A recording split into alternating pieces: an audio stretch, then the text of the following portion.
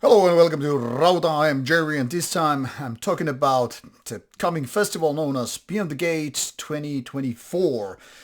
As people who have been following the channel might know already, I was there in 2023 for the first time and I really loved the city, the whole vibe, the mountains and of course the festival. So it's now time to take a preview to what's there to offer for this year.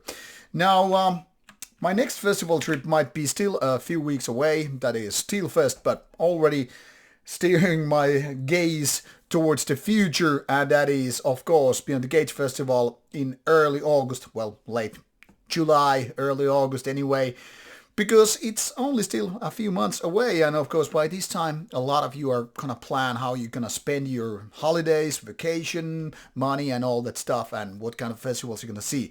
Obviously, I'm talking about the festivals I want to visit and what the bands I want to see and possibly interview as well. So now it's time to take a look at Beyond the Gates 2024.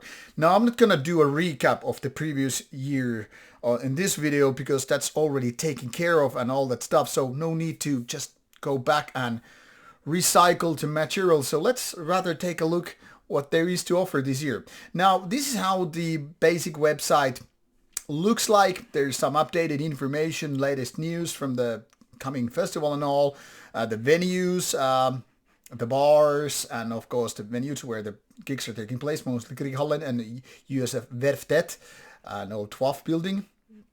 And then Kulturhuset, which is basically like the last night shows, and Stereo, which is, I guess, the official bar for, people to get the mood of the things before and after the party, sharing drinks and all. Got to say, didn't visit that last time. It was only Kroken and Helion bar, but I was told Helion is no more still.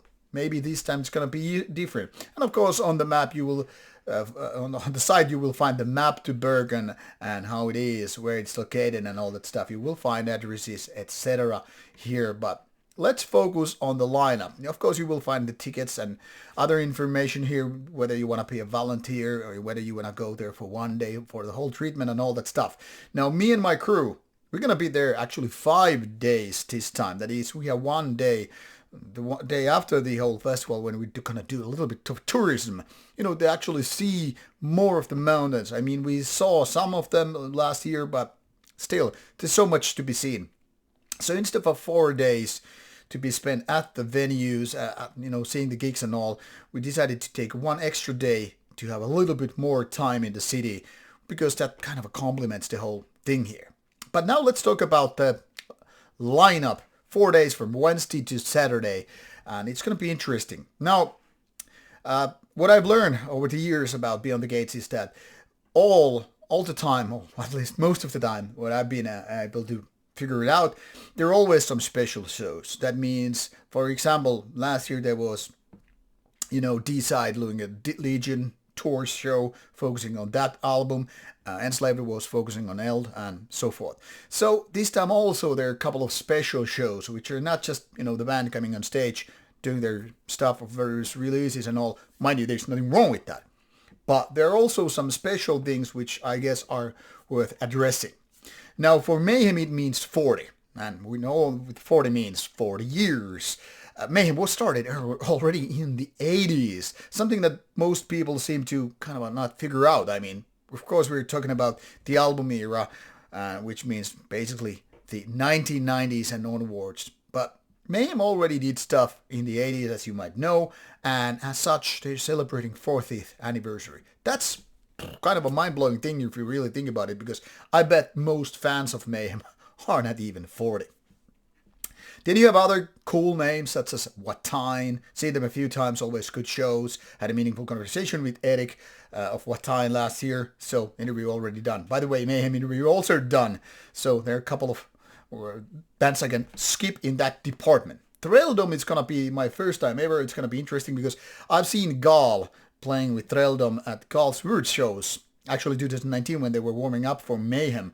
And I'm of course looking for Threldom because for me anyway, Gal's main band was Threldom. It's, in my opinion, the best band he was part of. Don't get me wrong, I do love Gorgoroth, but I do love Gorgoroth era before Gal more than with him or afterwards. So Threldom is gonna be the one that is gonna be something special for me. Hordem arrive, seen them a couple of times, always a good band. Now these are the two bands I wanna get interviews done. So let's hope for that. I've already agreed actually with both parties to do them. Let's see if that happens this particular day. So as you can see in the USF Verftet main stage, this is so far what there is to be offered on July 31st on Wednesday. Thursday, it's going to be a little bit different, going to be more. So for example, there is this Kulturhuset, what I said about After Party, the club stage, Aglus and Old Tower. Aglus was fantastic in Turku last year when I got to see them and also interview them, so definitely going to see them again. Then there are a few bands which I barely know. I don't know what to expect, and at this point I'm not even trying to suggest interviews with them. So it comes back to the main stage. Behemoth, always big and powerful. There's Venom. There's Cult at Death SS from Italy. Kind of always underrated, under the radar kind of a band. And Cult of Fire, which I didn't like too much live when I see them with the weird, Christmas elf hats. But I love them on EP. Dark Space, which especially through the 3 first albums made big impact me back in the days. These are really, really interesting to me. Attic is the only one I really don't get like my head giving me a pointer like what I'm supposed to get.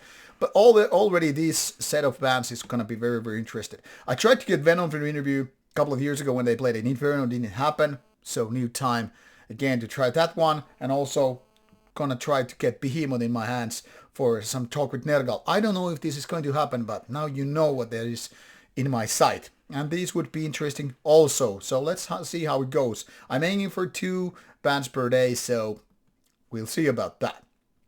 Now, come weekend, and you will have the first Satyricon show. I'm going to say this first because there is also part 2 on the next day. It's going to be interesting what they are doing. This is one of those special sets, as you can see, Horns and Diadems part 1 and 2. And of course, I'm trying to get them on interview. I mean, I interviewed Satyricon back in the days, way before Rauta existed. And I actually talked to Frost at Inferno this year and last year about the possibility to do that. And I was giving pointers like which address to send my request to get to interview them. It would be a pleasure to me. But anyway, I will be enjoying the show, being an old Satyricon fan, especially the early albums. Not so much with some of the later stuff.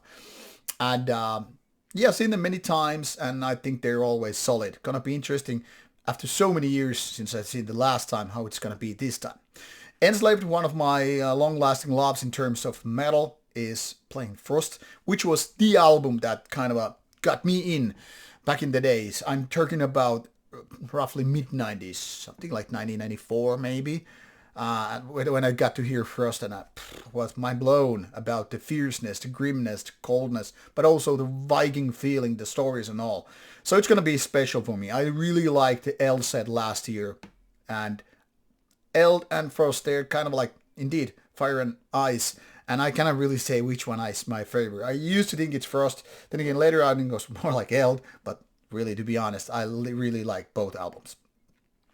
Devil, it's going to be interesting to see them live because I've seen them like once. So let's see how it goes. And then Dirt Heimskard, especially now with the new album out last year.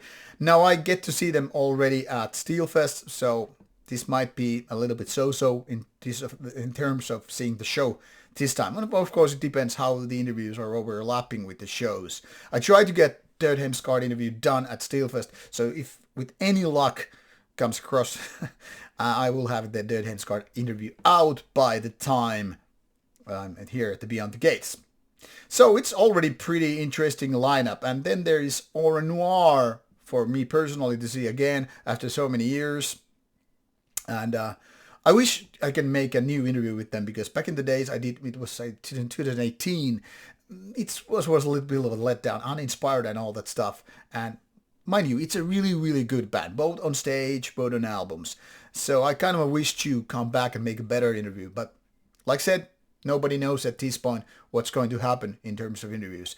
First, gonna deal with the Steelfest one, and then I'm gonna take this one. And then the last day, which is definitely not the least, but so far not too many bands announced for this one. I don't know what kind of updates there will be, but we shall see. Now, Satyricon will be indeed playing their part 2. So it's been interesting already after the first day to see whatever they played on the first day, won't be necessarily the second day. I would be surprised if that happened. And this is very interesting. Blood for Death, a tribute to Corton and the music of Bathory. Now, Bathory is one of my all-time favorite bands on earth, among bands like Wasp, Slayer, what have you. And it's going to be interesting because I know there are some really, really important names taking part of this show. Then again, I don't know how it's going to play out in terms of stage. Maybe it will be super fantastic hearing these songs played with some real talent and all, but you really know how cover acts or honorary acts, tribute ones, are gonna be until you actually witness them. For example, there was this Finnish band doing Burzum cover album songs actually, like full songs, full sets in Finland. I think they were really, really great. But obviously people are like, yeah, but it's no weakness. So you can say the same about this. There won't be Gorton, even if you had some other original members or old members or whatever. But anyway, I'm really stoked about this personally, because this is as close I get the chance to hear bands like Bathory live, much like the Burzum thing. I mean, you don't get to see them, the real deals, live, so this is as close as it gets. And then Vreid, once again playing a special set, 30th of Sokna Metal. This means that Vreid, because I mean, they started after Vindir, may he, Walfar, rest in peace, existed. So Vreid came after Vindir ceased to exist. So 30 years, well, you're supposed to get some Vindir along the ways, because Vindir was the one that defined Sogna Metal. So it will be interesting to hear Vreid playing Vindir. So as you can see, this is already very, very nostalgic. Saturday probably going old ways, Mayhem doing their old ways, then this tribute to Quarton, Vreid doing Vindir songs and their own stuff, and like I mentioned, Enslaved doing Frost. So it's gonna be a nostalgic trip for us of old boomers, if you will. And there will be Vemod, which is gonna be interesting to never see them live. So for me personally, this seems very, very strong lineup, even if not surprising in so many ways. I mean, there's certain kind of a safe bets, like bands like Seturigon, Vatine, Mayhem, but then again, they are really, really skilled acts, so can't really bitch about them. So in my mind, this is very, very different, for example, from Steelfest. Also somewhat different from Inferno.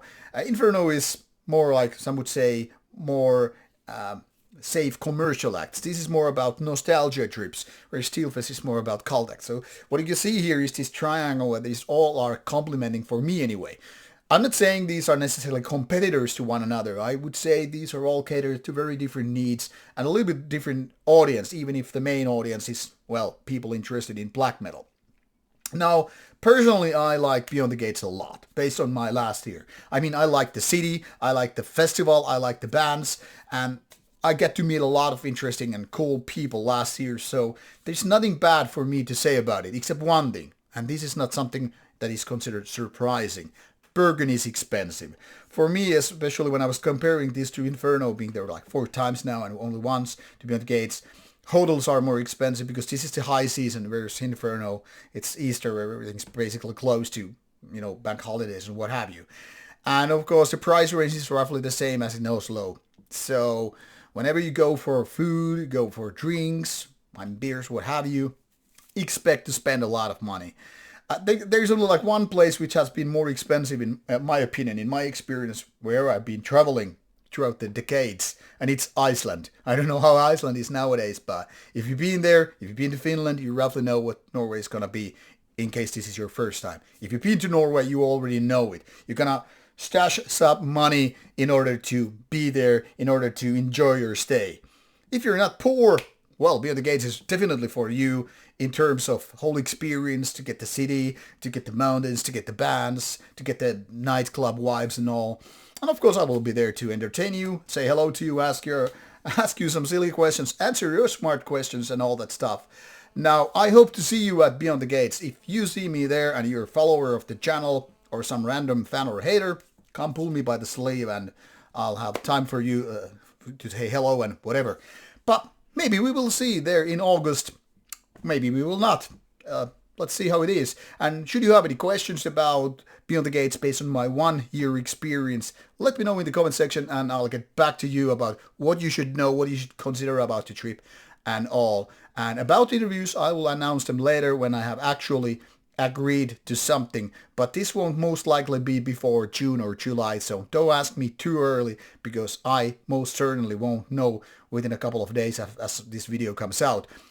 After Steelfest, I'll start organizing it and then we will see more how it will play out. Until then, Rauta out.